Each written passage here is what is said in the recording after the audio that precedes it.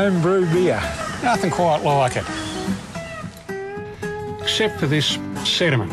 You've got to handle every bottle with extreme care to avoid the sediment being disturbed and altering the taste, the colour, and let's face it, the entire experience. So, the sediment extractor removes the sediment from the homebrewed beer while it's fermenting in a sealed bottle.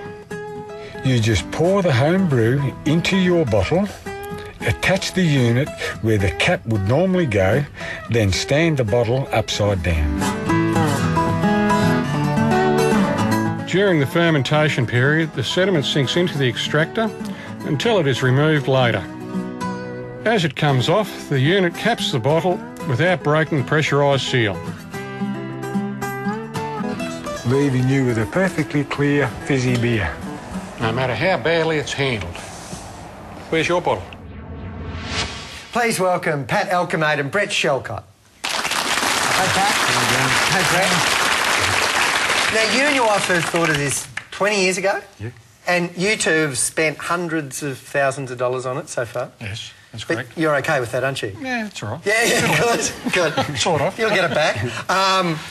And, well, let's go through how it works. You get your homebrew in a bottle, and then you put your invention on it, and seal Put it, it up nice and turn tight. upside down, leave it for a month, tap it every now and again to get the sediment off the walls if you need to. And then this is the really clever part. The cap breaks into two, doesn't it? Yep. And as you're unscrewing that bottom bit, it's... Well, what's happening? You're closing a valve. Yeah, what's happening? You've got a little plunger inside, Yeah. a little needle in the actual catcher. Yep. And as it comes down, consequently shuts the valve off. Shuts the valve there. But what you've got in here is a tiny bit of beer that will just decant off. But you've also got... I feel like Jamie Oliver. All that yucky sediment down the bottom. Can you see that? Oh, it's horrible. That tastes horrible, doesn't it? And if you have a swig of that from the bottle, that's normally what you get in your mouth, right? Now, this is the bit you tip out. Yeah, that's right. That's right. So then you got that. What do you do with that?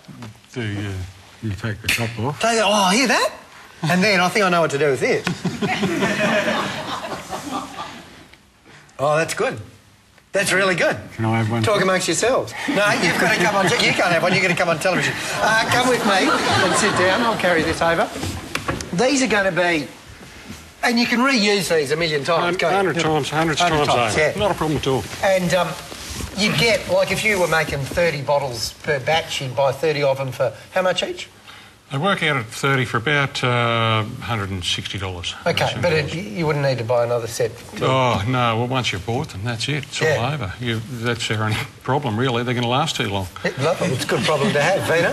What specific type of plastic have you used, given that it's going to be sitting in contact over a long period of time, and the suitability of that material, this type of plastic for We've worked very closely with the plastic manufacturers. The base, as you see at the moment, the clear one, that's polycarbonate. The top is a glass-filled polypropylene.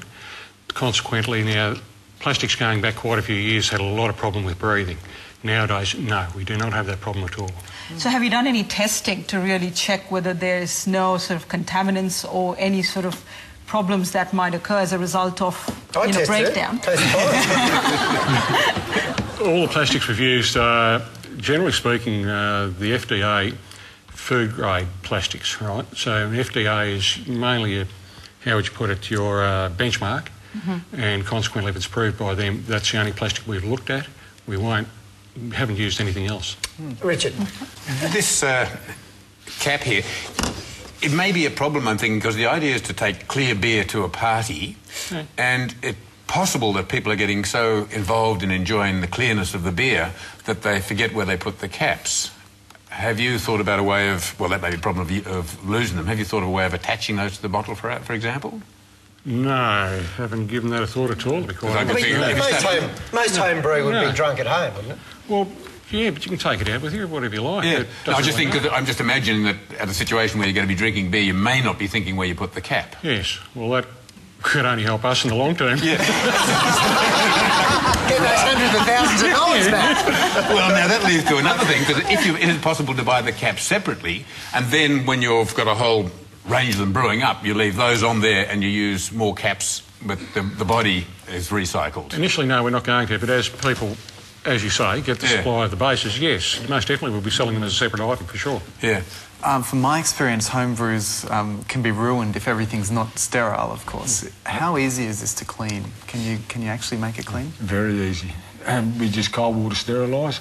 I've been sterilising them now for probably the last 18 months, right? And you just take the big seal out, you sterilise the valve and the plunger all into one, so you screw them together, you sterilise them in the open position and in the closed position, and there's not a problem. Yeah. That's good. Summing up, Peter. You might still look at, I guess, I mean, from a price point of view, that's going to be the big driver. So if there are opportunities to look at the material as well as manufacturing process to bring the price down, would certainly make it a lot more attractive for people. Richard? Oh, I love it. I can beer clearly now. Richard. Look, you've done your homework, which is great, and I can actually see that there's other applications as well, maybe even in oil or industrial use, getting rid of sediments. So This is only the tip of the iceberg. Tip of the iceberg? Yes. Well, let's just taste again. Please thank Pat Alcabade and Brett Shelker. Thank you very much. thank you very much.